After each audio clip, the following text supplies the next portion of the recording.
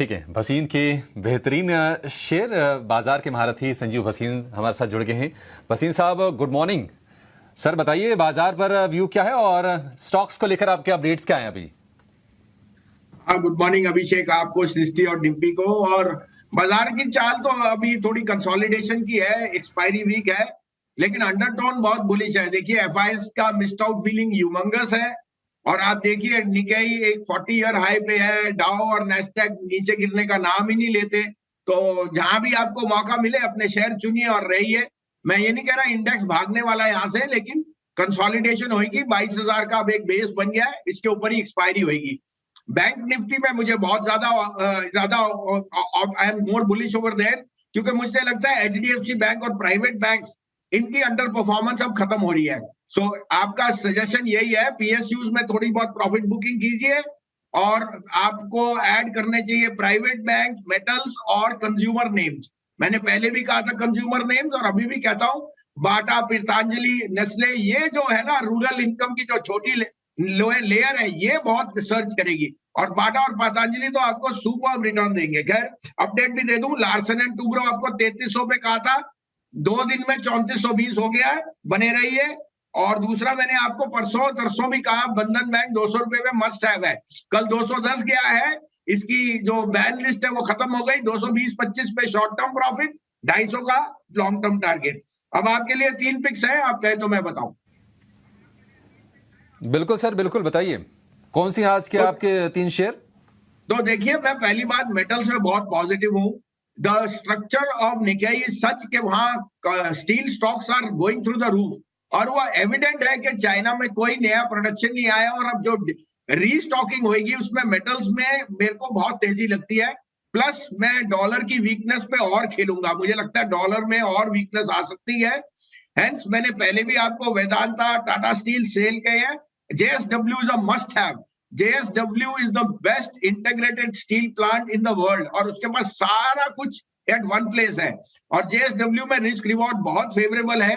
Long term 1000 रुपए का target है, अभी 890 तक का टारगेट खेलिए एक्सपायरी पे, 801 रुपए का स्टॉप लॉस। दूसरा, पीएसयूज में अगर एक शेयर लेने वाला है वो है ओएनजीसी, 270 पे लीजिए, 262 का स्टॉप लॉस और 290 का टारगेट। और तीसरा है आरबीएल बैंक।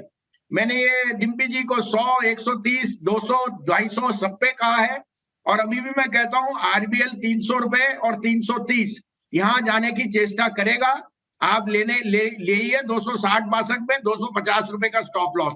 थोड़ा सा इसमें नजरिया बढ़ाइए, लेकिन आरबीएल मेरे हिसाब से बैंकों में आउट परफॉर्म करेगा in the next 1 month.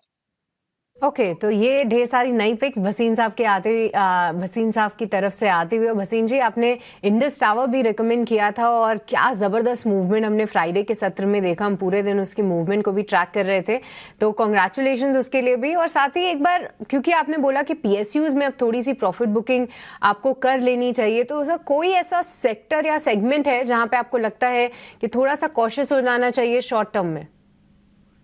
Srishti ji, आपका क्या जवाब है, लाजवाब। आपने कैसे याद रख लिया इंडस टावर, और सही आपने फरमाया। मैंने सबसे पहले ये कहा था 200-210 में कि अगर वोडाफोन सरवाइव करेगा और पैसा रेस करेगा तो Indus tower is a must have. उसके पिछले क्वार्टर के नंबर्स इतने शानदार थे, और उसने अभी प्रोविजनिंग करी हुई है वोडाफोन की। आप देखिए, अगर वो राइट बैक हुआ तो कहाँ जाएगा। सो कॉन्ग्रेचुलेशन, आपकी ऑब्जर्वेशन एज यूजुअल बहुत सतर्क है। 275 का पहला टारगेट है, और वोडाफोन के तो बल्ले बल्ले है, जिसके पास है, जिसके पास नहीं है वो 11 रुपए पे खोजते रहे। तो अभी भी हम सोचते हैं 18.5 में थोड़ा सा एक बारी के लिए प्रॉफिट बुकिंग आएगी। क्या है उसका निर्णय 27 तारीख को, वो we will wait and watch, लेकिन वी विल कंटिन्यू टू। देखिए, पीएसयूज में मेरी बात इसलिए ना लीजिए कि आपको मैं मिस्ड आउट कर रहा हूं, लेकिन अभी फीलिंग ऑफ मिस्ड आउट बहुत ह्यूमंगस है, और वैल्यूएशन कंफर्ट नहीं दे रहे। ना रेलवे ना डिफेंस में हाथ डालिए। मेरे पे जो फीडबैक आया है वो कह रहे हैं ऑर्डर बुक तो बहुत लार्ज है डिफेंस रेलवे में, लेकिन अभी बजट नहीं है, पैसा स्पेंडिंग और अर्निंग्स आने में, एग्जीक्यूशन में बहुत टाइम लग जाएगा। Be watchful. और मैं ये नहीं कह रहा कि नेगेटिव हुई है, लेकिन अगर है तो प्रॉफिट बुक कीजिए। Same is the case with PSU bank, same is the case with OMCs. अगर पीएसयूज में कोई लेने लायक शेयर है तो वो है ओएनजीसी, आईआरसीटीसी और कॉनकॉर, उनमें शिफ्ट कीजिए।